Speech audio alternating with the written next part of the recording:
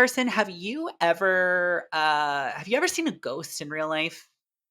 No, I don't. I don't believe in ghosts. You don't I'm believe in very ghosts? strongly like I do. No, and my belief that I don't believe in ghosts, I think, is what keeps me from seeing ghosts. Like, if I think that you see ghosts when you believe in them. Yeah, that's fair. What about not not in a Tinkerbell way, but like in a, yes. you know, No, I get you. What about demons, specifically demons that Catholics believe in?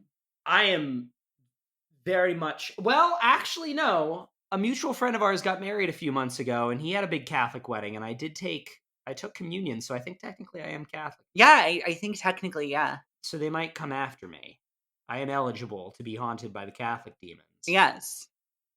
I like the idea of Catholic demons because they're very theatrical. They all have like a thing.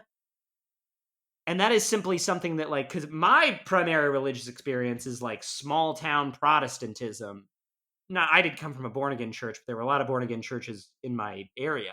And like that is all those demons are just like the demon of why your uncle's an alcoholic and the Right, demon right, of, right, right. They don't have like cool names yeah. and like Mhm. rituals to expel them and stuff. Like, yeah, the born agains don't do a ton of exorcism stuff. It's more just accept Christ into your heart and like be saved. They don't really have to like crack out a little kit of trinkets and be like, ah, shit, Carson's got a demon. We gotta get rid of it. Like, there's no process there. There's no ritual. It's just They don't have to call the Pope's exorcist they don't have to call the Pope's so exorcist. he can come beat the demon out of you. They also don't have to call Ed or Elizabeth. No, that's the United States Senator. If Ed or Elizabeth Warren Lorraine came out Warren. and said, "Yeah, I was a teacher and then a senator, but in between I did some exorcism stuff," that's pretty good. She might win the presidency next time. I don't know. That's a pretty compelling story.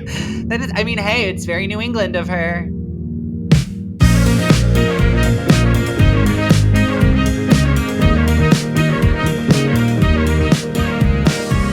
I'm Caroline Thompson, your co-host. I'm Carson Betts. And Oh no, I lied. I'm not Carson Betts. I am the skeletons of 3 babies in a trench coat.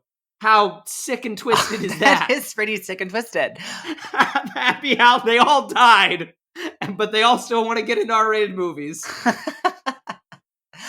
That is very funny. The top one's wearing a Ronald Reagan mask over the skull. This is How Have You Not Seen, a movie podcast where each week we pick one of our favorite movies that the other hasn't seen. And we talk about it. Then we go and watch the movie. Oh, and then we talk about it some more. It is going to be a good time. Boo. Carson. Boo! Are you scared? Not yet. It's Halloween! Happy Halloween! Carson, you have not seen The Conjuring. I haven't seen any of them. I haven't seen Annabelle. I haven't seen Annabelle. I'm trying to remember. I've never seen any of these movies. I might be able to pull out the names. I haven't seen Annabelle Creation. I haven't seen The Conjuring, The Red Door.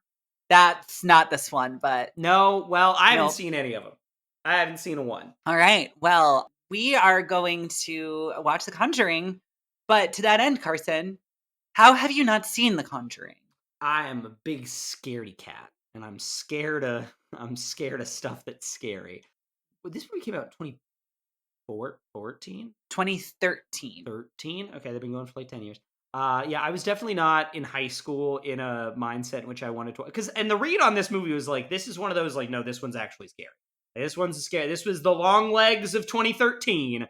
Everyone's so scared. Yeah, that was definitely this film's reputation. Yeah, so definitely that was one where some of my high school friends were going to go see it. And I was like, no, thank you. I will stay home. Yeah, and I mean, look, this is similar to Synecdoche last week. This has been one that has been on our list for quite some time. And it's now over 10 years old. This film came out, let me find the exact date here. It was a 2013 release. And if IMDb worked well, I would be able to just find this easily. But yeah, it came out July 19th, 2013. So it has been over 11 years since this film has come out. And it's finally, I think, reached that, like, and I mean, as well, it's had so many spin-offs, so many sequels. A fourth one is in the works. And like this kind of has redefined a lot of, I would say, besides the MCU, at least financially and probably critically, and just in terms of existing, I would say The Conjuring is probably the most successful cinematic universe. Dark universe. You're forgetting the Oh, dark. yeah, I'm forgetting the dark universe. You're right. But that kind of went without saying, you know? Yeah, dark universe, MCU, all the Bluey Yeah, movies. absolutely. But yeah, I mean, this movie was a fucking hit, dude. This film cost $20 million estimated, according to IMDb, and its worldwide gross was 320. Same, So about the same budget as Synecdoche, but it sure did make $300 million more than Synecdoche did. Yep. a lot more money. Yeah, and I mean, this is like one of those things where, like, I mean, everybody who is in this movie, like the four main actors, the writer, the director, all that stuff, they are all people who had been working consistently for years. But like The Conjuring was not sold as the new film from James Wan. Like this is the one that kind of made James Wan a name. It was like he did Saw, but Saw was the concept. Saw was the premise. Like after the first one, it was a Lionsgate thing. It was not a James Wan. And I mean, like James Wan had a few films, but this was the one that people were like, "All right, it's been, it's been 10 years since Saw. Like shit, okay, yeah, like this guy has taken that next step." And yeah, it's like none of these people are this film is not being sold on the name. The poster says from the director of Saw and Insidious, but not James Wan, you know? And for this film to come out and make as much money as it did, changed shit. It really did. That having been said, what do you know about The Conjuring? I feel like I know a fair amount. The poster is that very iconic. There's no characters on the poster. It's just house. It's the tree Correct. with the like a guy. Is the guy hanging from the tree, or is it just like So there is not a guy hanging from the tree. There is a noose. However, yeah? however, in the shadow, you can see a figure. So Oh, the shadow as if something is hanging from the noose. However, that figure cannot be seen with the they eye. hung a It's a ghost. fucking cool poster. It's a cool fucking poster. They hung a ghost. That's It's a pretty great. really good idea. I did know it's yeah, it's great. I mean, it's a really good poster. I mean, it's stuck in my brain for Yeah. 10 years. I do know it's directed by James Wan. He does not does he come back for any of I believe he does the sequel. I believe he does. So let's see. Let me pull up his directing credits. So he does Insidious, he does The Conjuring, he does Insidious Chapter 2, Furious 7, and then Conjuring 2. Sure. So he comes back. And then he has not directed any of the other sequels or spin-offs. Yeah. So he is, I mean, and who knows how much he is actually involved. It might just be a, hey, you started the franchise, you get the credit, but he is a listed producer on all of the Saw films and all of the Conjuring films and all of the Insidious films. Or sorry, all of the Saw, all the Insidious, all the Conjuring movies. He at least blesses with the producer credit. Yeah. And he okay, so the conceit I don't know exactly what it's because the whole conceit of The Conjuring as like a not just this movie, but as like a media property is that it is centrally about it is nominally based on the true story of a family like this couple that are like not even ghost hunters but like they hunt down like objects, right? Like they're exorcists.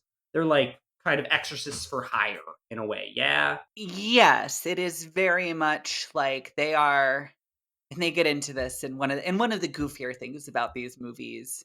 They do get into the like, well, you're not technically affiliated with the church, so you can't actually perform an exorcism, but like because you are so good at being Catholic and so good at ghost paranormally, you have the skills to help these people when the church won't intercede. because I guess like one of the conceits, at least in this movie, I don't know if this is true with the real ass Catholic Church, but apparently the idea is like much in the same way that like, well, to be canonized as a saint, like there's gotta be like it's gotta be over like a number of years, and there's gotta be like tons of shit going on and so much evidence and like 19 miracles or whatever. I guess that's kind of their Verifiable same. miracle, yep. Yeah, I guess that's kind of the same thing with their exorcisms, is they're just like, well, how possessed are they Yeah, really? yeah, yeah. How actually is a demon plaguing their household?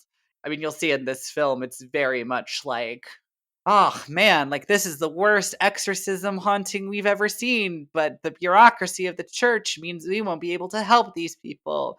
Good thing, Ed and Lorraine, you're so good at being Catholic. Clint Eastwood should do one of these. Be about church bureaucracy.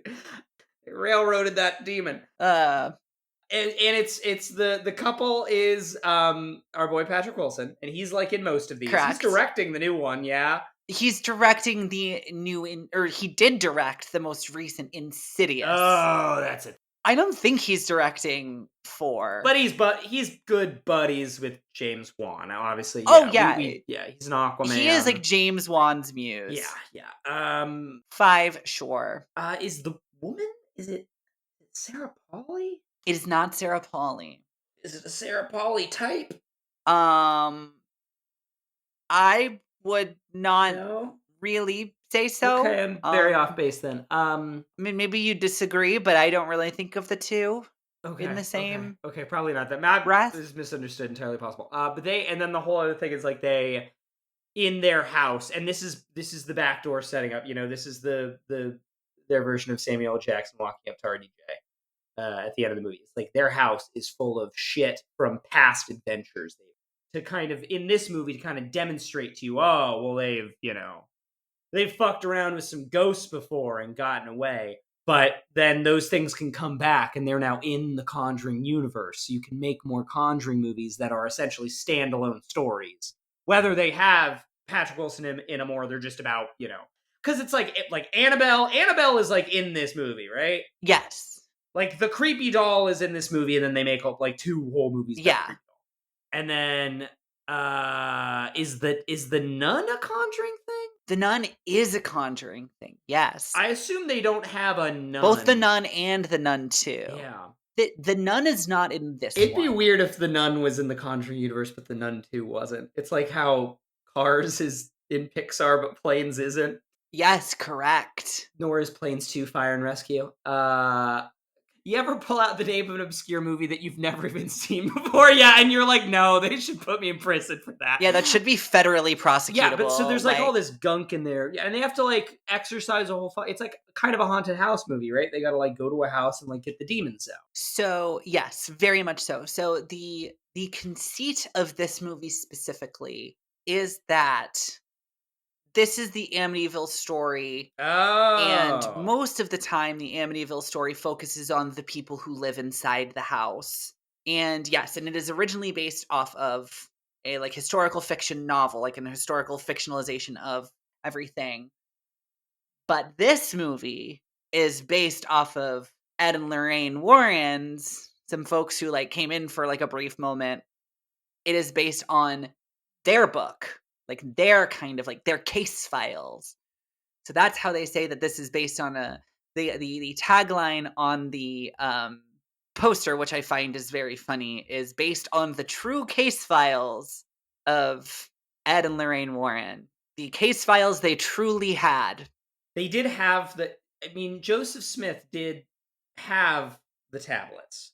Yes, exactly. You can't see them, but he had them. Well, that's the thing. But that's the thing is, this is based off of their true case files. Not their case files that are true, but their true case files. They did the case files that are truly theirs. They wrote them down and they did own them. There are some folks out there claiming to have some of their case files, and those aren't the real ones. These are based off of the true case files that truly belong to and were penned by them. Some dude he went on Pawn Stars, he tried to sell the fake case files. And this movie is not based on those. Yeah, they sniffed it out immediately. Those are fake case files. Okay. But yes, so this film centers them, and yes, this is one of the many cases that they were brought into was the Amityville case of the folks who lived there after the crimes occurred, who claimed the place was super fucking haunted. Bet you it is. I bet you they fight some ghosts. Anything else that you know about The Conjuring? Nah, that's all I know. That's all I got. All right, wonderful. Well, if that is everything, we are going to move into our game for the week, which is, of course, this week it is going to be a game of Recast It. Okay. I'm going to give you the top 4 build actors and then a 5th character that I want you to recast. It's a weird way of putting it, but okay. Yeah, well, you'll understand when we get there. We are going to go with Patrick Wilson, who plays Ed Warren. It's 2013. You're recasting Ed Warren. Patrick Wilson dropped out unceremoniously. Okay, you know who I don't think has ever done, like, at least not recently, like a fucking full-on horror movie? Oops. Leonardo DiCaprio. Put him in there. Oh, okay. Shutter Island close enough, but like, Okay, fascinating. make Leo fight some ghosts. Come on. Yeah, interesting. Okay. We will discuss that when we come back. Let's move on to the actor playing Lorraine Warren, the other main part of our main duo of ghost folks, Vera Farmiga. Oh, Tony Collette. Ghost hunter wife Tony Collette. Oh, interesting. Okay, interesting. I gotta say, with both of those picks, and this, I mean, it's well documented on this podcast that we love Patrick Wilson. It is well documented on this podcast that I specifically really love Patrick Wilson. I mean, I love Vera Farmiga. You're married to him. I am legally married to Patrick Wilson. He doesn't know it yet, but No, I am legally married to him. But like, yeah, Leo and Tony are kind of. I think this film is very like this film takes itself seriously, but there is kind of a pulpy lightheartedness that runs through a lot of it. And I think your casting skews the other way and is like, no, this movie's contending for Oscars. Imagine those two shouting at each other, though. Oh boy. Oh, but that's the thing, Carson. Two They of don't our- shout at each other. Well, They shout to each other. One of the most Catholic ass things about this movie is like, isn't being married just the best thing ever? And yeah. like, isn't marriage just the holiest of all unions that we all respect and love? Like, Ed and Lorraine fucking love each other. There's some tension, don't get me wrong. There is some conflict. That's more to do with the fact that they're performing exorcism. Anything between the two of them is individual. Okay, third, we are going to go with Ron Livingston as Roger. He, for some context, he's the dad of the family they're helping. Oh man. A very interesting pop-up from Ron. God, I'll tell you, my dad, the last 4 times I've seen my dad, he's greeted me by saying, "Have you started watching Loudermilk yet?" I don't know what that is. It's a show that I was correct. It got bought and sent to Netflix, but it's recently on Netflix. That he's the lead of. Gotcha. You know, the poster is his face. What is his relationship to the family? I'm sorry. He's the father. Again? Oh, he's the dad of the people that Of the family in the house. that yeah. are getting horrored. Yes. You know who I've always thought, rather that I think that Ron Livingston has kind of a this guy energy. What? Who? Tell me. Robert Forster. I think they look similar. I think they got kind of similar voices. Oh, interesting. Yeah, way too old. Way too old, but like, let's say it's Forster in 91. Sure. I'm pulling him out of time. Okay, interesting. Yeah, this would be Forster at 73 or 72. Maybe like Forster in like 80, 85. Yes. You know? I love that, to be clear. There, you got a ghost. Yeah, there's a demon in there. I can't do a Robert Forster voice. But No, I can imagine he's very saying difficult. He's a very difficult voice to nail. But he's got such a... I know what you mean. I know what you're saying. Yeah. I know what you're saying. And then the fourth build actor in this film is Lily Taylor Ooh. as Carolyn, who's the mother. The mom. She's getting horrored. Yes, the mother of the family. So Ron Livingston's wife, the mother of the children in the film.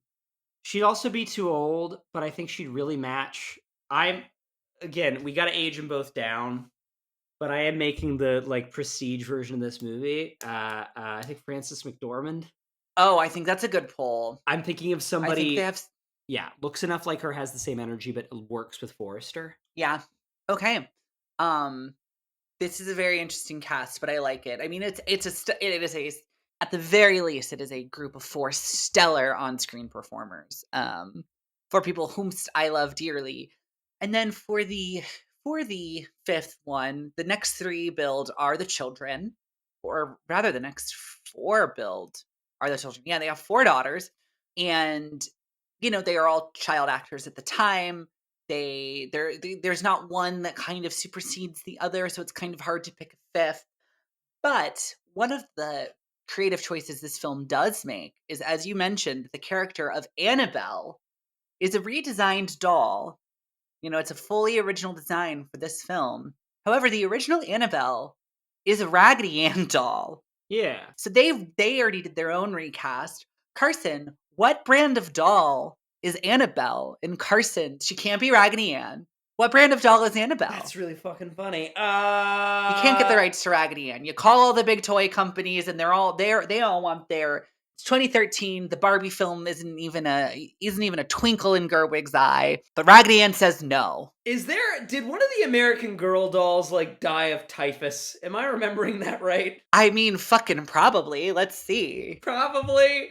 Google American Girl doll that met the worst fate. I literally just typed in American Girl doll typhus, but yeah, let's American Girl doll worst fate. I'm a boy, Yes. and not to I'm a very sensitive boy. Not to say that I didn't like some things that are traditionally coded to be girly when I was a kid, but I did not have dolls. I did not follow the rich lore of the American Girl dolls.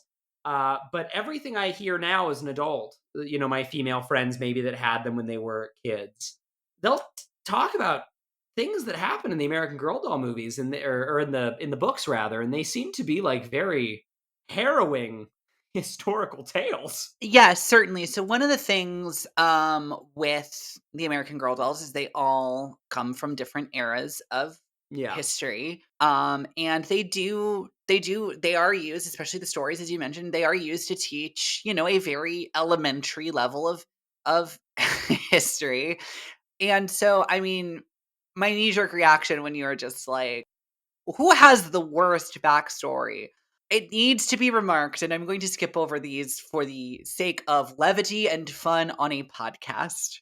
Sure. One of the things that the American Girl dolls touch on is like American colonialism. There's a few like young black girls who are American Girl dolls. There's like an indigenous person, and so obviously, one of them is a former slave. That's probably the worst. That's not really fun to joke about. No. One of them is a young indigenous girl who like faced colonial violence, which is not really funny to joke Can about. I just interrupt and say Yes, real please. quick? This is my fucking thing about every time I hear about the American Girl dolls. Whatever. I agree. We teach kids in this country a very whitewashed version of history generally. But maybe the American Girl doll in colonial times can just be like, oh, your dad's a blacksmith, and you learn about how a colonial town works. And maybe the Native American girl can just be like, oh, you learn, yeah, this is how they, build their settlements, and this is how they make clothes. But they're all just like, okay, and so the Revolutionary War started in 1762, and they were hungry for 3 months in the winter because an army blew up the bridge near their town. Like, they're all so intense. Yes. Why? So I will Why? say I Googled, I Googled American Girl doll darkest Yeah. backstory. And there's a Ranker article. And if you're familiar with how Ranker works. But yes, so obviously the top 2 is the top darkest is voted by the readers of Ranker is the girl who escaped slavery and the young indigenous girl who was a victim of some colonial violence but lived and grew up to have a good life. The number 3 darkest one that does not have to do with genocide is Kirsten stumbles upon a frozen corpse. Doesn't get much more horrifying than a child being confronted with a frozen reminder of humanity's mortality. Kirsten sees some serious stuff in the 19th century wilderness, including the iced-over corpse of a fur trapper. In the book, Changes for Kirsten, Kirsten and her brother end up in a trapper's house and they find his icy dead body. Yeah, Kirsten's best friend also dies of cholera. Jesus. The next one is about the American girl who was a native Hawaiian who was at Pearl Harbor. Oh my god. There's a 1960s one who, went through the the integration of American schools, which is nice, but again, not something I want to joke about on a podcast. Samantha's best friend is a child factory worker. That's pretty dark. Kirsten's pet raccoon. Yo, Kirsten can't catch a break. Kirsten's pet raccoon burns down their cabin. Mistake number one was thinking you could domesticate a raccoon. Yeah, so it's Kirsten for sure. For sure, it's Kirsten. Yeah. So it's a Kirsten doll. Yeah. I love that. Let me see here. Great. I want to see Kirsten. Oh yeah. Oh, Kirsten's got a lot of pain in her eyes. Yeah, you can tell. Yeah. Oh, she does. She does for sure. Okay, great. So with all of that having been said, happy Halloween. Happy Halloween. Are you scared yet? Carson, are you? Yeah. If the Conjuring doesn't scare you, if the Catholic Church and their conceptualization of hell doesn't scare you, perhaps American white colonialism might. Go buy your daughter a doll that costs $120 is going to teach her about the evils of humanity. Get to it. I mean, hey. Gotta learn eventually, I guess. With that having been said, Carson, are you ready to go and watch The Conjuring? Yeah, let's do it.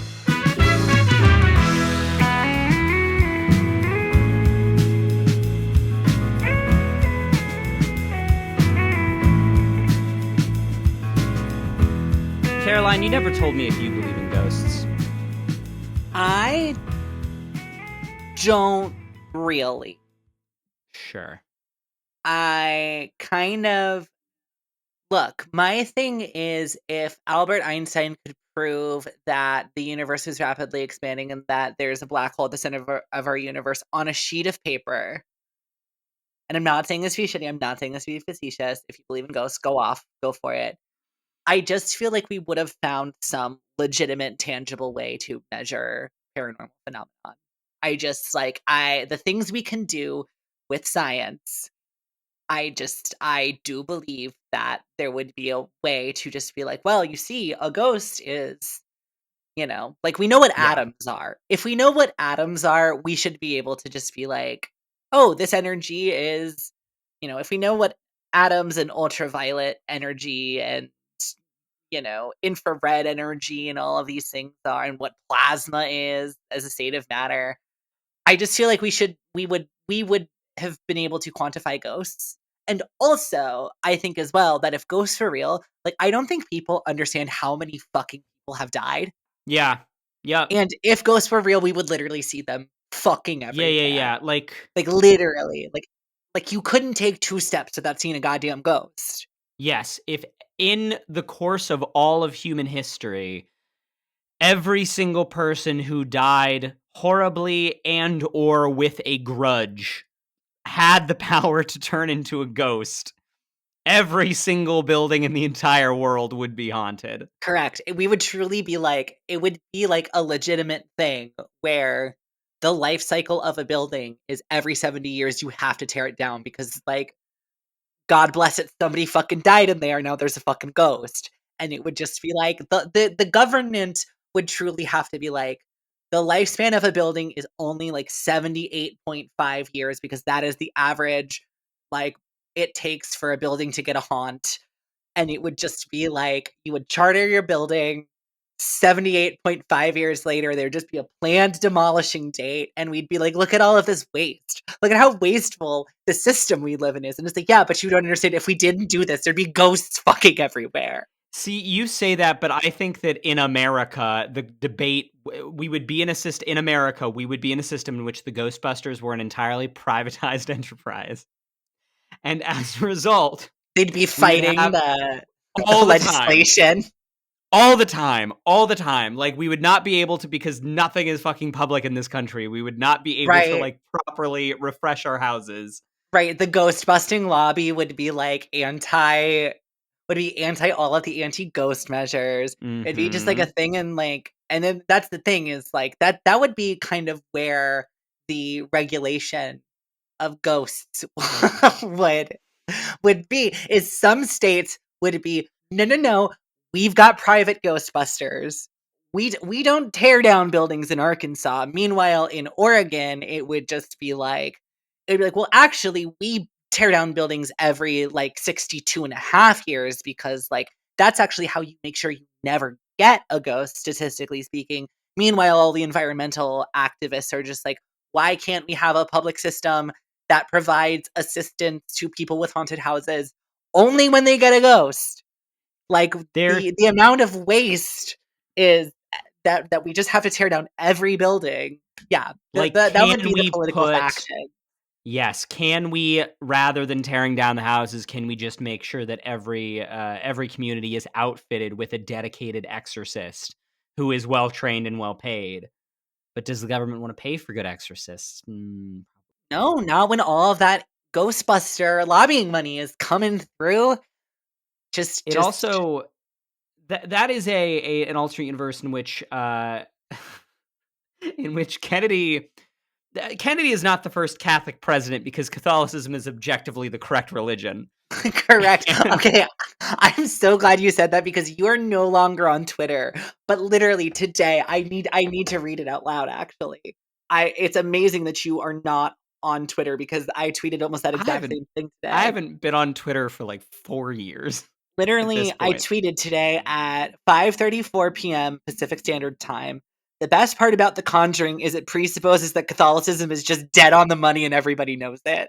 It's really true. Okay, I think that is the case. I can't speak to the sequels, though. At the end of this movie, which we mentioned a little bit in the I mean, obviously there is an entire Conjuring franchise now, but also this movie does a really good job of setting up possible avenues for future sequels and future franchise installments.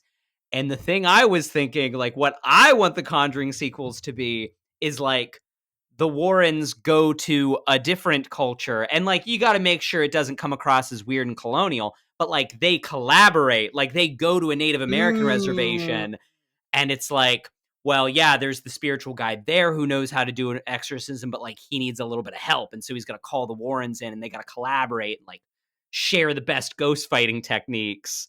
They do like voodoo exorcisms or like, well, it's Yeah, where it's different like when you actually globe go to trotting. Italy. Yeah. I think Uh-huh. that's awesome. I think you have to do it ever so slightly differently where it's the Mhm. Warrens retire and they go to all these different countries and they have to enlist the help of the locals. I think that's Yeah. better than the than but like Yes, yes, yeah, yes. them just being like, "You know what? We're going to go let's go ahead. Let's take a nice beautiful Pacific Northwest vacation." And they're like staying like near, you know, staying near like tribal grounds and it's like they just feel something in the ghost force and they're like uh-oh we gotta help this family but like this isn't one of them Catholic ghosts. This is like this is older. This is a more ancient being and they have to like yeah they have to like enlist the help of like the local tribes people to like yeah Because as much as I do think that it is hilarious that this movie, and it is in the text of this film that they assume that Catholicism is real and correct. There is also a part of this movie that is like deeply untrustful of the Catholic Church as an institution and is like, well, yeah, though they're like those bogged down bureaucrats. in bureaucracy. They're not feeding the needs of the people. We got to have like the little people that are actually interested in doing God's work coming up, Yes. not the um church. Yes, we need to get back to the game here in just a Yeah. moment. But yes, I think what you hit on is a very fascinating point, which is like you can take literally 3 lines out of this movie and it is no longer like presupposing that Catholicism is like legit real, but it is just this Hmm. thing of like the film never questions the Warrens as experts, No, and it's just no. I think the moment that sticks out there's 2 moments, one, of each spouse where, like, the lesser one, but still a pretty just like, don't forget we're dealing with Catholic ghosts here, is when Ed is just like, does it always come in threes? And Ron Livingston, yeah, yeah, it does. Like, an affront to the Trinity. That's what it is. An affront to the which is like so funny. But then It's there's very the funny. the way more climactic, way more quote unquote emotional, impactful moment where Lorraine is like, "You said God brought us together for a reason. This is it." And Yeah. those things mixed with the fact that like the other characters in the film never question their faith, and this film is not a, oh, the Warrens question their faith, which is, Yeah. like, fine if that's, like, not a thing that the real people ever did, you know what I mean? But, like, that's a lot of films these days, and I both kind of respect this about The Conjuring and also, am kind of like, "It was right there, you could have done it," is that thing of just, like, so many films about, like, the spiritual or the paranormal or the sacred or the religious, that's always kind of baked in there is, like, the character's faith has been shaken and either, like, Mhm. over the course of the film and the horrible events, they become cynical and jaded and realize like, oh, like maybe it's not as black and white as I thought, or their faith is reaffirmed. This movie has no interest in that. This movie is like the Warrens are fucking Catholic, and the thing that they talk about with their Catholic friends is what saves them all from ghosts. Did I mention they're Catholic because they're fucking Catholic? And it's just like, cool. That's it. Yeah. That's it. That is the long and short of the like spirituality of the film. Is like, by the way, they're Catholic. Done. Because they were in real life. The Because they real were in real lifeness of life. this also is an interesting thing. But let's get back to the game. Let's just start out. For Ed Warren, you picked Leonardo DiCaprio, No. which no, No. not in No. James Wan's The Conjuring. No. In a film that is a film telling the same story in which it is interrogating, like, was Ed Warren a complete fucking fraud? Did he even believe it? We'll never know. We'll never know. Like, Mhm. was it just a ploy to make money? Did he actually believe it and was just like capitalizing on other people? That's a movie where Leonardo DiCaprio plays Ed Warren. The version of it where he does question his faith. Correct. Yeah. Correct. Um, yeah, the version where it's just like, actually, I've done enough exorcisms. I can do it now. I'm basically a priest. That's not Leo. For Lorraine, you picked Toni Collette, which is It's okay. not a bad choice for this movie. I think she could do it. I think she could do this movie fine. I kind of, similar to Leo, kind of feel like that's the movie where Lorraine is very traumatized by her experience in the past exorcisms, like the things that she's gone through. Whereas, like in the movie we have, Ed is very like protective of her and is like, "You went through something really traumatic. You need to like take it easy." Mhm. In the flip side, where she is kind of the one who is showing that, or even just where she's just like tipping her hand a little bit more. I think that's where Yeah. Toni Collette shines a little bit more than Vera Farmiga does. I Yes, I agree. I think the thing that I like about Vera Farmiga's performance in this movie is that she is not really playing someone who was traumatized. She's playing someone who has bounced back from that trauma. Yes, She is fully back and ready to go back out with her husband. And as you said, it is all Wilson being concerned that she might fall again, yes, which is very relatable concern. It's played very. I really like the way that that is played in this movie. But yes. the thought that I had, and we can go on to the next two, obviously, but the thought that I had re-listening to me say those castings is I almost like those two as the parents more. I think if you were to slot them into this movie, Leo and Tony. yeah, Yeah, I see because that. I think if you need yeah, to put those 2 actors in this movie, well, we'll get to, the dad. I forget his first name, Ron but Livingston, no, I know Ron that's Roger Livingston, but Perrin. Roger, Oh, that's what it is. yeah, But I tend to agree. I think if you had to put those 2 actors in this film, they fit better there than as the Warrens. For Roger Perrin, you picked, Robert Forster. Which, to your point about Robert Forster and your point about Leo DiCaprio, and no shade at the lovely man who is Ron Livingston, I think you can put just about any person who can memorize lines in this role. It's a pretty thankless, not even a pretty thankless role. It's just everyone knows that like this is probably the least important piece on the board Yeah, for sure. in Of terms the of main 4, characterization. Yeah. 100%. And Yes, even yes. like the kids, because like one, those the kids in this movie are all phenomenal.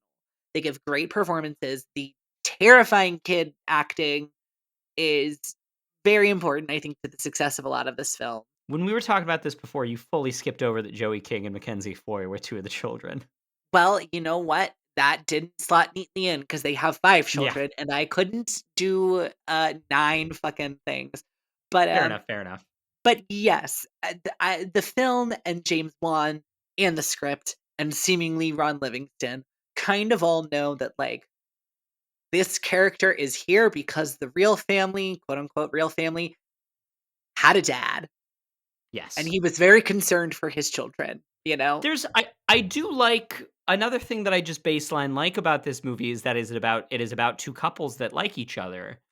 Yes. It would be very easy, I think, to try and shoehorn into the Perrin subplot that there is some difficulty between the 2 of them, and that would be a real disservice to the movie. It's, like, way pure to just be like, "Yeah, they're just a very normal heterosexual American couple, and they love each other, and they have 3 beautiful daughters or 5 beautiful daughters, and they love their daughters, and it's all pretty normal." They kind of in terms of their styling and just the fact that they move into this old house, I think there is this, like, suggestion almost that they are and just given the time period, that they're kinda not hippies, but, like, hippie adjacent. They're kind of, like, lightly new age people, they have this big Yeah. family of girls. He is a man with 5 children who's rocking mutton chops and like a Yeah. kind of, like kind of, almost beatnik hairstyle, you know what I mean? Like, Yep, yep. he's with it fashionably. Like, he could just have a crew cut and wear big, thick Coke bottle glasses and, not wear jeans that fit him well, but jeans that fit him like dad jeans, and he doesn't. Or Yes, slacks. He yes. could be wearing slacks the entire time. Granted, There's he's a some trucker, great but, like, Yeah, you know he is. but yeah, There's I some know what you great mean. pants. Great, great pants in this movie. There is Oh some boy. great design in this movie, literally from, like, the opening frame till the closing frame. Um, Yes. moving on for Carolyn Perrin, you chose Frances McDormand, which I don't think doesn't work. I don't buy Nah. her as kind of, like, sweet and tender, and Normie housewife, yeah. yeah, I do buy her as, being a possessed ghoul woman, absolutely losing her mind and freaking the fuck out at the end. Um, Big time. yeah, I think she would do fine, but I think Lily Taylor works better. And then for the cursed Annabelle doll, you picked a Kirsten doll, which is an American Girl doll who saw some shit. 100% correct. Here's the thing I wanna say about the Annabelle doll. Yes. It looks so much like a haunted doll. I know, doesn't it? They went to the point and this is a very not goofy, it's straightforward and it's trying to be scary. It's a very exciting horror movie for a wide audience, and I understand that, but they sure did go to the prop department and say, "Make me a doll that's haunted." Yes.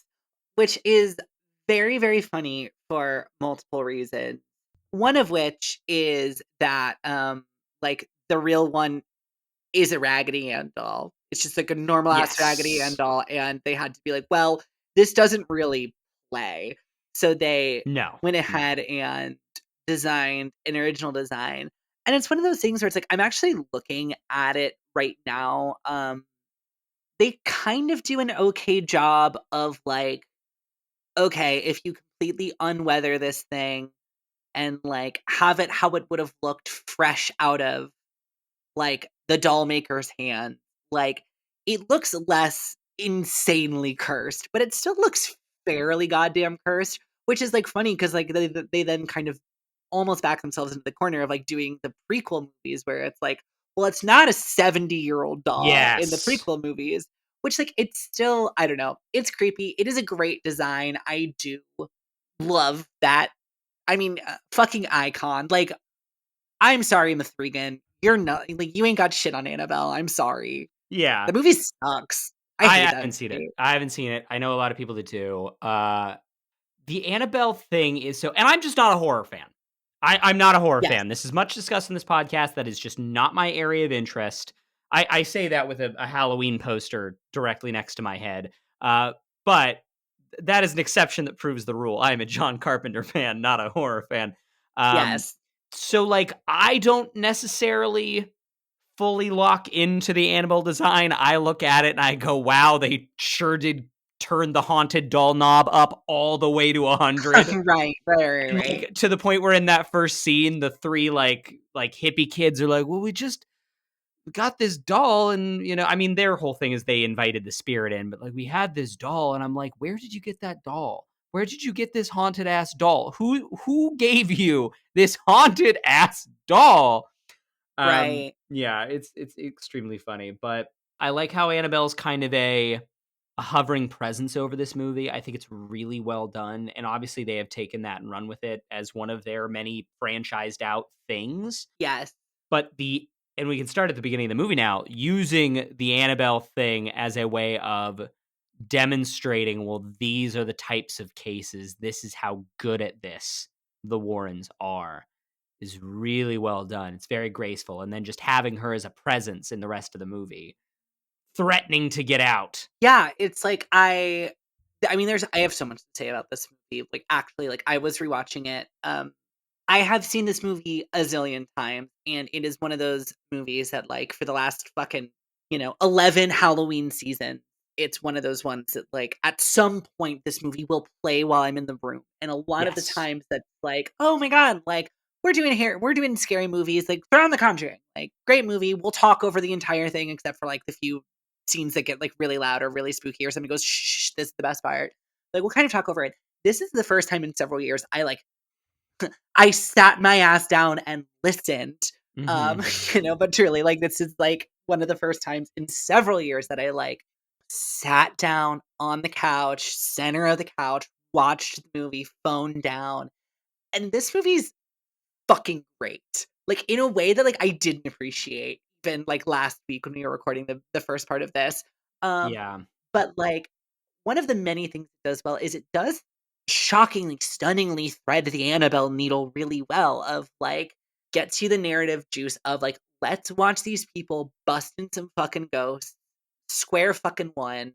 Let's like introduce you to the idea of like spooky ass toys, like super haunted, like everyday items. And I know, yes, the design of her is very like dialed to 11, but like we'll introduce you to like kind of some of the mechanics. We get some of those like, really, really, really brutal scares right off the bat. We don't have to do the typical haunted house thing where like you don't get your first like really fucked up scare until minute 30 because we have to, we have to simmer it up. Yeah. It then also sets up the awesome way that that the demon in this thing is going to then haunt their family and like fuck with their family and all of that. And I don't know if they were like, oh my God, and then yeah, if we get a sequel, we get to do Annabelle. You know what I mean? Or if Sure. it's just like, or if that's just a happy accident. But also like the most seamless like setup for a spin-off film, like maybe fucking ever. It makes it real easy. I mean, not only the Annabelle, but the conceit of the room full of stuff, room Yes. full of haunted shit that you could Yes. I mean, whether you want it to be this is a whether you want to involve the Warrens at all, just like this is the like, hey, you saw this thing in this room. Well, it's got its origin in some like American haunting. I very much want to know where the samurai armor comes from. That one was so out of left field that I was like, I desperately need there to be a movie about that. And to the best of my Yeah. knowledge, there is not yet. Correct. I need to know how it got to America. I need to know how it got haunted. Was this like they were doing a cross-country trip to Japan and like Yeah, just were they, so like, honeymooning in happens Tokyo and and there was a haunting there at the same time and they like pulled them the locals pulled them in to help? Like what was it? I need to know. Did they have to fly home on a plane with a set of haunted samurai armor in the plane. Now that's a sequel. Well, and that's the thing is they would have to put it in their carry-on because, like, that is one of those it's truly one of those items. I feel this way about my giant bag worth of thousands of dollars of climbing gear, Yeah. which is like, yeah, it's really annoying, but I will not check that bag because if they lose it, that would be, like, genuinely one of the worst things that ever happened to me. You know that when the Warrens fly now, okay, there is a sequel premise, is they are coming home for this exact reason. They need to bring it on the plane with them in their carry-on. Mm-hmm. Uh-oh, somebody gets in the overhead compartment when they shouldn't. Uh, They let a spooky ghost out on the plane with the Warrens, ghosts but on a it's also plane. the '60s. Yeah, yeah, it's also well, I guess it's the '70s, so people are still, like, dressed really nice on planes, and If they were that there's a sequel smoking on idea. a plane with ghosts, that'd be cool. I don't think in the Could you 70s that was still imagine? happening, but God, that we used to be a country. We used Um, to be a proper country. uh, can I tell you my opinion on this movie? Can I tell you my I overall would love opinion? to hear your opinion on this movie. So I was watching this movie kind of at a distance for most of it. I think partially just because I'm not a like a horror fan. This was not the kind of movie that I'm really well suited to like. It was not scaring me. I did not really find this movie to be scary at all. I was like, the whole time I was watching, I was like, man, I wish I was watching this with an audience. I think this would play so Yes. fucking well in a theater, midnight showing with a scared audience. That'd be great. I was really appreciating all the moves Wan was making, demonstrating where things were physically. This movie has really good setup payoffs. Just like they would show certain items and immediately in your head you go, I know what he's gonna do with that later, and I'm really excited to see it. Like she gets the Lorraine gets the necklace, and immediately I go, she's getting dragged by that necklace by a ghost. I know it's gonna happen, and it did, and it was great. Right? But I was kind of watching at a distance. I was like, all right, I see why this is good, but like maybe it is just not. It's good and I like it, but it's not like super duper for me. I am not really into it. And then the moment comes, and you can see it coming a mile away because Patrick Wilson has the whole. It was a very quick speech. Like all the setup in this movie is really elegant, but he has the speech of like, "Well, no, I've assisted on a ton of exorcisms, but I can't do one. I'm not a priest. They don't let non-priests do it." And then later you get the reminder of, "I've never actually done one, but I've been there a lot, and they're really dangerous, and they take a long time." And you just should, if you're not ready, you should not involve yourself in it. And then they're in the basement. They have Mrs. Perrin tied up. And you get the line of like, well, we can't get her out now. We can't get her to the church. She is like fully haunted. And then the camera turns and you get Patrick Wilson's face. And I realized that he realizes that he needs to do the exorcism. And I started crying and pumping my hands. Aw. I was like, damn, Patrick, you can do it. Like this, it's all been building up to this, man. Like you can do it. This is the one. And then even more, then they have the quick he pulls out the cross, which is so badass. Religion, like Christian imagery has never been more badass than it is in this movie. Pulls out the cross, gets his Steely Reserve up. He kind of centers himself. He gets ready to do it. He knows what he's got to do. And then he tells Lorraine to leave because we've also had, the twin thing of like, well, she went through this horrible trauma. And because he loves her, he doesn't want to put her in harm's way again. And then she reminds him of like, there's a reason God put us here. And I need to be here. And you can't be worried about me. I need to be here to support you. And then I started crying more. And I was like, God damn, I love the Warrens. I love their marriage. I love that they need each other in this moment. And they are both being here for one another so much. And it was Yes. very romantic. And then the entire exorcism to the end of the movie is a really, really great climax. And I liked it a whole lot. Hell I yeah. really, really like the end. Hell yeah. No, I mean, you're so fucking right. That is one of those things where it's like, I know that that's coming. Yeah. Oh, I yeah. have seen the film. I know that that's what it comes down to. But it is just that thing where it's like, I know the exact shot you're talking about where it's looking at her, like looking at Carolyn, and the camera just kind of like does just like a 180 to Patrick Wilson, and he has that like, oh shit, it's gotta be me look on his face, and you Yep. just go, oh, he's gotta do like it's so good. It is so good. And to your point of just like, yes, how well this film plays with an audience. I saw this film in its original theatrical run in the theater.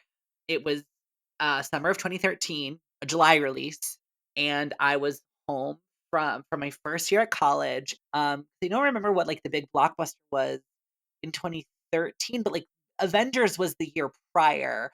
So there wasn't like the Marvel tentpole. Like I'm sure they Iron had Man some. 3. Yeah, Iron exactly. Man 3, There you which go. is one of the best MCUs, by the way. The movie's great. I mean, yes, but it didn't have blow down doors. You gotta No, go no, fucking no, no, see no, that. no. That like a bunch of them did. Um, Mhm. but yeah, so it was just like, well, that's like the movie of the summer. Let's go see Conjuring. And rewatching it this time, I remember those scares in the cinema. Like I remember everybody jumping and screaming, and it's one of those things like I so appreciate about this movie how simple so many of the scares truly are. And I think the one that like the best microcosm of this that's so creative and it makes so much sense. It's so obvious, but it's so creative where it's like you know that there's something going on with the wardrobe. Watching the one sister, and then it cuts back to an over the shoulder shot of the other sister, and you just can't see the top of the wardrobe, and it Yeah. just looks like a very normally framed like reverse shot. We've kind of been trained in a lot of ways, in a way that a lot of, good filmmakers can use this to play with suspense. We are so trained to be like observing the negative space. Where like, okay, I know something spooky is gonna happen. Where is it gonna come from? Uh-oh, Mhm. there's super big like negative space, frame left. Is that where it's gonna jump in? Or are they gonna try to trick me? And is it gonna come in from like frame right? And the way that it's just like it just cuts back to the server shot, the two characters are talking, and then she's like, what? And then the camera just in one motion just tips up and like Mhm. bam, there's the spooky witch. Oh my god, the way we all screamed in the theater, and that was, like, what was so exciting to me about this movie is I just remember, like, that. I remember that electricity, and I remember that excitement, and homegirl, when the hands come out of the wardrobe and do the clap, we all knew something was gonna happen, and it's such a simple thing, but it's just that thing of, like, it didn't even get to the part where they clap. If you recall, the hands come out and then clap. And dude, I shit you not, the just gasp that went across the theater when just 2 human hands came out from clothing. And that's what I love about this movie, is these scares are so simple. These scares are so Really. simple, but, like, the way we were all yelling, like, a bunch of us, I mean, I would guess I would have Yeah. been 19 at the time, like The sense of escalation is really, really good. It ramps up really quickly. Like, you go from the thing being that simple of just 2 hands come out and do the clap, and that's your big scare, to, like, the entire house is shaking and, a woman is fully possessed and spitting up black bile. But, like, to that point, my favorite, what I think is the most effective special effect in the movie is when the chair floats. yeah, It kinda made me slap my forehead and go, "Ah, they haven't done floating yet. right, Oh, yes. they haven't done that yet." Like, that's a thing the devil the and it there is this it is not to this level of ridiculous, but there is almost this Evil Dead-esque energy to the personalities of the demon in this movie. Because, and it's another one of those, like, just the writing in this movie is really economical. They set up in the beginning with the Annabelle doll that you understand what's gonna happen in The Haunting in Amityville later. So the demons can't possess a thing. The demons are trying to possess you. But the way the demons possess you is by, like, lowering your guard. So what the demon's gonna do is gonna connect to a bunch of physical objects and start to fuck with you until you lower your guard. And then when you are, like, mentally bereft enough, then the demon will start possessing you.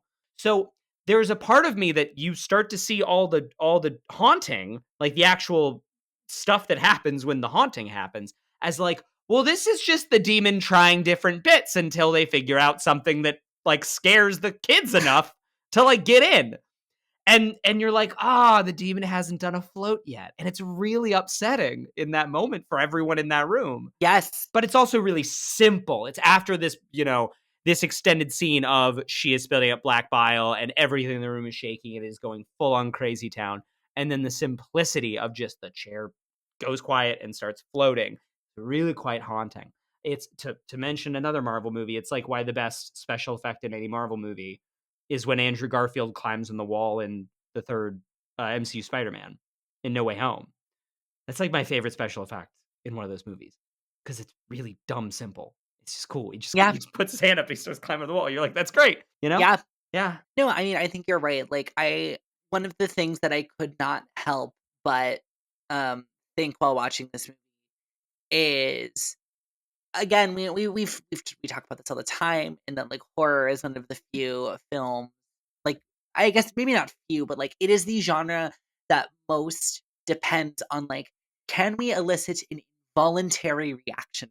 No horror film, no like true like capital H horror film is like, and if you think about it, it's really scary, right? There are films like that. There are films where the implication, but that's more of like, those are more like dramas or satires or like films that have something to say that you would not call a scary movie, right? And so while watching this, the thought that I kept having was just, dude, making movies is so fucking hard. Yeah. Like, it's gotta be so difficult because, like, the way so many of the elements, especially the pacing, like the pacing and the sequencing and the cutting of this thing, like, it needs to be so pitch perfect in this film for it to work, and because it is pitch perfect, it's that thing where it's, "Oh, well, like, it's perfect, so, like, clearly they knew what they were doing and it wasn't hard," but it's Yeah. just like, I'm just watching it and just, like, knowing what's coming, just being like, "Oh my god, there is a way to do all of these sequences that sucks." Like, it's so simple, and so much of fear in this film is not it's not disgusting. Like, this No. film is, like, the most No. PG-13 R-rated film ever made, right? It's, like, truly, like, when sometimes you'll see a movie that's rated R, and it's like, "Why is it rated R?" And it's like, you know, adult themes. And it's like what? And it's just like, characters are just really sad, and it would just, like, really bum out a 14-year-old, I think, or they just, Yeah. like, wouldn't get it. So it's like, it's rated R because, like, this film does not have the hallmarks of an R-rated film. Um, There's no you never blood, there's no see a gore, there's hanging. no guts. Yeah, the hanging is Yeah. implied. Yes, you see hung people, but you never see a hanging. Nobody dies. It is just truly like, this film is rated R because even though the scares are like hands coming into the frame and, things like that, it's just so intense. And Yes, like, that is yes. when I'm just like, dude, it would have been so easy to fuck this movie up. It's just dark and upsetting and intense. Mhm. It's like not disturbing. It's just intense, and I love that about this. It does have an all ages, like an all ages four quadrant appeal to it. You see why this movie's so huge and why it has now spawned a huge franchise because it can just Yeah, work on anyone. and the thing that I'm thinking of, is, like, you see the one maid where she's like, look what she made me do," and it's Yeah. yeah, like, homegirl has her wrist slit. The one I think about all the time to the same end is, like, a Chris Nolan gunshot, which literally looks like a dime-sized wax, like, thing on somebody's forehead. It's like IRL, a gunshot to the head, like, not to be, like, super dark and disgusting about it, but, like, blows chunks out of you, right? And it's like, in Yeah. Chris Nolan films, it's like, "No, we just, like, took a little Sharpie and, like, boop, that's where the bullet went, he got dead." And it's kind of like that same thing in this, like, it is a maid that has slit her wrists to the point where one would assume it was a successful attempt at suicide. She's a ghost, right? Like, Yeah, yeah, she is dead, she's so one would dead. assume So, like, she didn't heal those wrist right. slits. So it's like one of those things where it's like they could have done so many slits all up her arm, just weeping blood, Mhm. just covered. And no, it's just like it's about like 4 or 5 inches right down the wrist, a little bit of skin flap, but like no real blood other than just like there's a cut there. That No. is like they could have gone full carry with her if they wanted to, right? And they don't. Yeah, And it's just yeah, like, yeah. no, that scene is upsetting because a spooky ghost yells in the dude's face really loud, like, Yes, really, like, and it's she suspenseful. yells at him so loud. And he didn't know that she was gonna be there. And this is another great part, this is an excellent example, which is she walks off frame right, and he goes, "What the fuck?" And he comes in and he looks right, and Yeah. then she just enters from the other side in an unbroken Yep. tie. That is just like the dumb, effective shit that this movie pulls off every single time there's a scare. And Yeah. they kind of never does the same trick like that twice. No, I already said it, but Juan does a really good job of it. It's you start to see also like this guy has a really great control of pacing and suspense. And in this movie also you see that he's got a really good control of physical space and where people and things are in space and where emotion goes in space, and that translates to him being a really good action filmmaker too. Kind of side note to your point about the adult themes in this movie. I think it is also very interesting that because haunting, exorcism, the idea of a ghost, these things are so often metaphors for trauma. It is this idea of like a horrible thing occurred in this place. And it just so And aggressively is not. It's just a fucking it is ghost. not, it is a ghost. It is, what did this ghost do? Well, there was a woman, she was a witch. She went out, people were taking her land. And so she went out to the hill and she said, I worship the devil. I'm going to kill myself on this spot. And if anyone tries to take my land, I am going to haunt them forever, which is like the 3-point, if you want to start a haunting, that's how you do it. You do those 3 things. And at no time does this movie ever really delve into like, what was the human cost of that woman having her land taken? Like all the other people that died in that spot, what would drive a maid to slit her own wrists? Like what thing would be going on in her life to get her to that point? What did the haunting do to her? It's not The Shining. We are not Right. implying that there is some great human evil that is happening here. This movie does not touch that at all. Even the like Lorraine's horrible trauma, like the implication of like she sees the devil and goes into a room and it falls into a depression and doesn't eat or talk to anyone for 8 days. Patrick Wilson's like, I didn't ask her because that was too intense and she never told me and she never has to if she doesn't want to. Yeah, no, you're so right because like I think a quote unquote heavier movie does the whole thing where it's okay, Lorraine's a mother with faith. Carolyn's a Yes. mother of like non-church going family. The thing that haunts the land is like, mothers killing their children. Like what like you could go down this thematic metaphoric It could thing be The of Shining. It could be The Shining. yes. And instead they're just like, okay, so there's a ghost, and the ghost is evil and she's She's a scary. witch Yeah, she's a witch, that worshipped the devil which is why she's a ghost. and now is a ghost. Yep, and Yeah. it's just, did you know in this house there is an ghost, one ghost, there's a ghost. I think that high key rules. I love a good deeply thematic horror film. I love a film Mhm. that is just like, like I'm kind of thinking of like a Rosemary's Baby where I'm like the film itself is scary, but then if you think about like the real world parallels, it's like disgusting. It gets like even more unnerving because that is what those things feel like. Yes, you are pointing to your Halloween poster. Exactly. It's like I Yep. love a good movie that like really metaphorically comments on society. I also think it rules that James Wan and Co. is just like, man, you know what's so fucking scary, dude? Ghosts. Ghosts. Like, Yeah. okay, imagine this.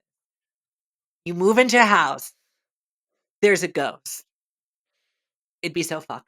It'd be so fucked. It'd be Be so pretty fucked. bad. Be pretty bad. Just Yep. the way Warner's just throws money at that. I agree. Here's my last thought, and it's Yes. something that I'm tracking in myself, and it's something that basically every year we do this, and I come to new understanding about myself. The things that I find to be scary. Because I think, and you mentioned this earlier, horror is trying to produce a physiological response in you. Yes. And I did not click into this movie until it did produce a physiological response in me, which was tears at the idea of a very beautiful marriage. We just love Before love. that, I was never scared by this movie ever. Like at all. Yes. I was especially in that last 20 30 minutes, I was thrilled. I was excited. I was never scared.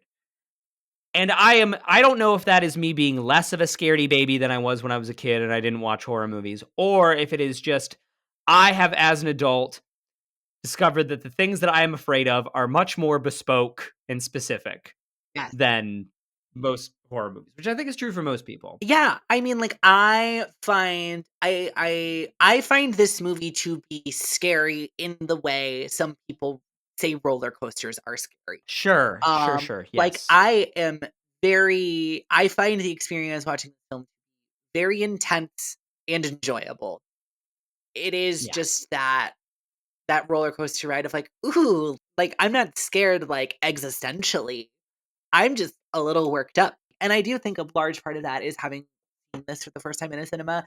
But yeah, I mean, I think that I find this film to be quote unquote scary in the same way that I found Alien Romulus to be quote unquote scary.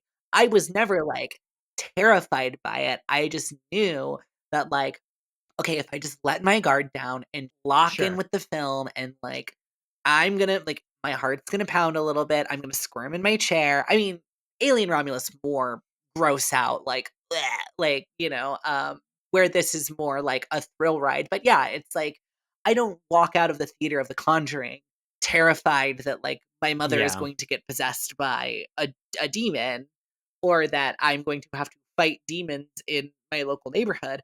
But I walk out, like, having just had a small little adrenaline dopamine rush because, like, ooh, that was kinda scary, wasn't it? Like, when the hands came out, like, "Ooh, ooh, that was a spooky." It's why I love Halloween. One of the reasons why I love it, it's so enduring in my mind, I think, is that, like, yeah, I don't believe in ghosts and I don't believe in demons. I mean, maybe metaphorical or like mythological demons, but not like literal demons that come and haunt your house.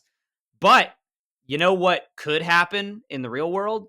You could be out in your neighborhood and a guy with a knife could come and stab you. A whole Could bunch. happen. Yep, Could happen.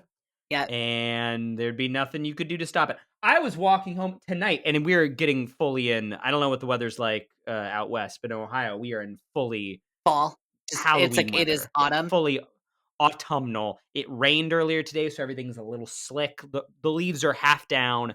I live in a very suburban, like suburban area right now. And I was walking home from the gym and I'm walking down the street and I see in the distance, and I only got to walk. My gym's real close, so I've just got the one road down to my apartment. And I see this guy, smaller than me, short, pretty slight guy, but he is, and I think he was just a runner, but he was covered like head to toe in like dark latex, like running like gym material, Sure. and like a balaclava, like a full face mask. And I'm walking to this guy, and I am not a scared person by nature. But I'm looking at this guy and I'm like, what if he just pulls out a knife and stabs me? Yeah, What if he doesn't? What if he just starts running at me with a knife and he gets me before I can defend myself? yep. Because I can't see his face, and that's kind of freaking me out right now. And that is like the power of, a movie that actually, like, Halloween really fucking scares me, freaks me out. Like, because it scares me every day in my real life. It affects the way I walk through the world.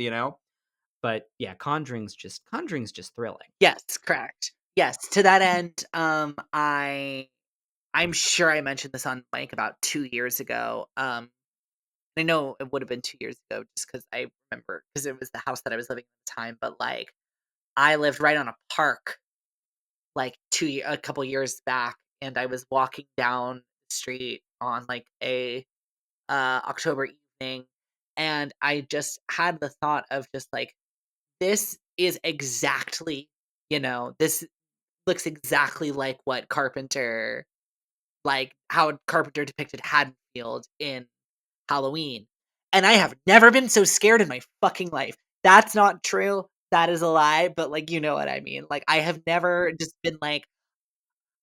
been more scared by just, "There is a house and the weather is doing a thing.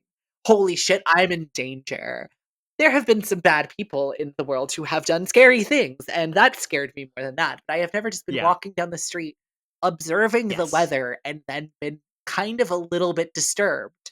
I've certainly told you, I don't know if I ever told this on this podcast. I also believe it was 2 years ago, I think. Lived in a similar area than I do to now, and similar, the weather was, it was just looking like Haddonfield. And I went to a Halloween party with a friend of mine, and we got out of her car, and she's like getting her stuff out of the car, and I look over, and getting out of a car down the street, I swear to Christ, is a man dressed as Michael Myers. Now look, is it ridiculous that somebody would be dressed up as Michael Myers in the week before Halloween? going to presumably a different Halloween party? No. But at that moment, did I turn to my friend and say, "We need to start walking right now," Yes. and forced her to leave? And then when I looked back, he was not there, and I heard in my head the little John Carpenter "diddle-oo" Yes. sting, Do and then you I started remember do you running remember at the door 2 to the years apartment of ago my friend's house. being being being in the audience waiting Oh, for oh, Halloween Caroline, yes, I Ends will to never forget. begin, I will never forget. and I had ordered a pizza at the bar from a bartender wearing a Michael Myers costume, Not wearing and the then mask, though. He was not wearing the well, mask when you ordered it. yeah, you're right, Important but clarification. he had the mask by his side because he was Yes. doing his job. And then he came to drop off the pizza with the mask on, and this is before the lights had gone down, so it wasn't even dark. It was full brightness, and I leapt out of my fucking seat when he brought the pizza because I remember We that. That's Yeah, totally we both, I think, jumped about a foot into the air. I'm sure that guy was super pleased. Like, he was probably doing that to people all night. Oh, I'm Uh, sure. Yeah, I'm sure that was yeah. just like his bit the entire night. It's like, oh, and then I'm gonna take them the pizza, and I'm gonna put the mask on, and they're here to see a Halloween movie. So, like, at Yeah. least like on some level, this iconography affects them in some way, shape, or form. And I bet he was getting that exact reaction all goddamn night. Scarier than Halloween Ends, I'll tell you that much. Oh yeah. Yeah, yeah, yeah. What if Michael Myers was the kid who lived in the sewers, but was actually had a tragic backstory where he accidentally killed a kid? I forget that that movie exists. I forget that movie exists all The the last time. 20 minutes of that movie, the last 20 minutes rip hard. The rest of that movie is a stupid and not very good. They rip hard right up until the moment where, like, there's the action sequence in the kitchen is really good, That's actually and what I'm talking then about. I'm actually thinking about, like, the last, yeah, like, 5 shots of the film, and that's actually dumb, where they give him, like, a weird yeah. Jesus burial, but via meat Jesus grinder. Burial sucks. The fact that they do the fight with Laurie Strode and then Jamie Lee Curtis, like, stops before killing him to be like, "And you are a metaphor for trauma, Michael, and in killing you, I am putting a rest to my trauma. This is a metaphor," and, like, gives a speech. I maintain, I will say this and then we can be done, but I deliver this theory to anyone who will listen that the Academy was so ready to give Jamie Lee Curtis an Oscar for that role. Like, so ready to give her like honorary career best Oscar for her performance in Halloween Ends, and then the movie was so bad, and she in particular was kind of weird and bad and off putting in it, that they were Yes. like, ah, shit. I mean, well, she's good in Everything Everywhere All at Once, so give it to her for that. And like, that's the Yeah. reason that she has that Oscar. I mean, honestly, high key because it truly is, like, the Halloween 2018 performance, I will defend pretty tooth and nail. I think she's pretty damn good, even if the script is a little bit lacking. She is very good. Halloween Kills is kind of nothing, She's and barely in it. she's barely in it, Yeah. and it's one of those things where it's truly like, we're gonna sideline her for the second one to give her the grand finale, and then truly, the third one opens, and it's like, as we all know, it's 5 years later, and, like, everything that happened 5 years ago is, like, not relevant anymore, and I'm Jamie Lee, and I'm healed, and it's just like, "Wait, why doesn't this pick up right where the second one left Yeah. off?" Like, that would be an interesting exercise, is, like, a trilogy of films that takes place over 36 hours. Why is it not 1 year later? Why is it not the next Halloween? Yes, but anyway, The Conjuring is great. Carson, Conjuring's good. any final thoughts about The Conjuring? I love Patrick Wilson's accent. It's a light touch. I didn't really notice what he was doing until midway through. I just thought he was saying words weird, and then I realized, oh, he's kind of like doing a Massachusetts accent. I love Yeah, it. It's good. I love that. Um, Here's a question. Sure. Conjuring 2, pretty alright. Very much a sequel, like, a decent amount of Flanderization going on, but, like, the cool thing about Flanderizing a movie that's good is, there are parts of that that are good. Conjuring 3, pretty fucking bad. Spinoffs, none are particularly good to my knowledge. The ones I've seen are all bad, I haven't seen them all. Um, People like the Annabelles, though, right? People are like I don't think into so. them now. Okay. I saw the first one and it was pretty shit. Um, but my question to you, Carson, have you seen Malignant? No, that's the other James Wan, the one where it's twins, right? I'm not No? going to tell you. So Isn't it? I think I know that, but we can talk about it a we can different I talk think I about know what the that plot of it is. another Yeah. time. But yeah, it's like so he was doing Insidious, which was kind of similar to The Conjuring in that it's like pretty small budget, pretty big return. He then makes The Conjuring that produces like the craziest franchise, like the most lucrative modern horror franchise. I would say all round, like, you have your Paranormal Activities, you have your Saws, but like those don't get the critical acclaim like this one does. And Malignant is truly his just like, I've I've made you some Fast and Furious movies that make a shit ton of money. I made you Aquaman that made $1 billion worldwide. Can I do the weirdest fucking thing you will allow me to do? And they said yes. And Malignant fucks. Yeah. Malignant is so good. It is kind of unreal how good that movie is. So, that's all to say, between now and the next time we sit down to plan a season, please don't watch Malignant. I will not watch Malignant. I will not. Great. I Love might that for me. no promises I won't watch Aquaman 2 again, but Yes, I 'cause that movie's pretty decent actually. it's okay. It's alright. I'm There's the some only person who likes it. there are certainly some gems in it. How about that? I'll accept that. Great. All right. I think that's it. I think that I think is that's The Conjuring. The Conjuring. Did they build that tree or did they just find the scariest tree that ever grew? That's a great question. I That feel like it tree is so scary. What a Yep. scary tree. Next week. You want to know what we're doing? I would love to know already next week. Hard right turn. We are not doing a horror movie. We're not doing James Wan. However, we are continuing in the world of DC Comics, which James Wan has touched, as we just said. And we will be talking about Batman. But the Batman movie that came out in 1966. I truly forgot that that is what we are doing next. Another connection. My Halloween costume for like 3 years when I was a kid, so we're not leaving Halloween No, behind not at completely. all. Yes. I am so stoked. Sidebar that we can continue off mic. Have you been watching The Penguin? No, is it good? It's like almost the best show on TV, but it's not. I've heard it's like really good. I keep seeing I keep seeing clips of Kristen Milotti in it, and I do have a giant crush on Kristen Milotti's character in The Penguin, I'll tell you that much. The thing about The Penguin is you could make 3 fairly minor changes, and it's the best show that HBO's done in 5 years, but they didn't make those changes, so, like, it's pretty okay. Oh, that's annoying. No, it's, like, pretty good, like, I'm Yeah. enjoying it, but Okay, good. Right now, hey, happy Halloween! Ooh.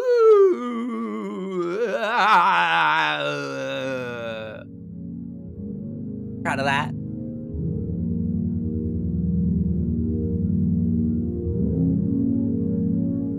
Thank you to Thomas and the Workmen for our theme music. Their EP, Good Company, can be found on iTunes and Spotify. How Have You Not Seen can be found anywhere you listen to podcasts. And if you like what you heard, give us a review on iTunes and interact with the show on social media. We're HHYNS Pod on Instagram and the website formerly known as Twitter.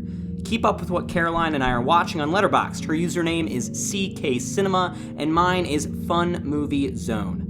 This show is produced with financial support from listeners like you. So, if you really liked what you heard, please check out our Patreon by putting HHYNS into the search bar. Over there, we've got years of content reviewing new releases and old favorites. Thank you so much for listening, and we hope you'll join us again soon.